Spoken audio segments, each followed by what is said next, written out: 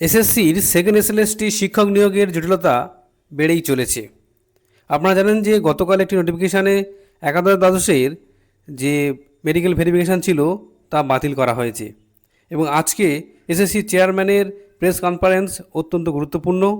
1997 সালের Paschimbanga school service কমিশনের আইনের 3-4 ধারা অনুযায়ী রাজ্যপাল 4 জন বিশিষ্ট ব্যক্তিকে WBCSSCর সদস্য হিসাবে নিয়োগ করেছেন। পরবর্তী নির্দেশ না আসা পর্যন্ত তারা এই দায়িত্ব পালন করবেন। তারা কারা কারা? প্রথমে যিনি রয়েছেন তিনি হচ্ছেন Swami Atmapriyananda, Ramakrishna Mission Vivekananda Educational Research ইনস্টিটিউটের প্রো চ্যান্সেলর ও সেক্রেটারি। স্বামী শাস্ত্রজ্ঞানানন্দ, রামকৃষ্ণ মিশন আশ্রম নরেন্দ্রপুরের সেক্রেটারি। স্বামী তত্ত্বজ্ঞানানন্দ, রামকৃষ্ণ মঠ ও মিশনের ট্রাস্টি ও secretary, Ramakrishna Mission Institute of Culture Golpark. Professor Ramya Tarakant Venkateswaran, IIM ক্যালকাটার স্ট্র্যাটেজিক ম্যানেজমেন্ট গ্রুপের প্রফেসর। এখন প্রশ্ন হলো, এই 4 জন ব্যক্তিদের সদস্য হিসাবে নিয়োগ করার প্রধান উদ্দেশ্য কী?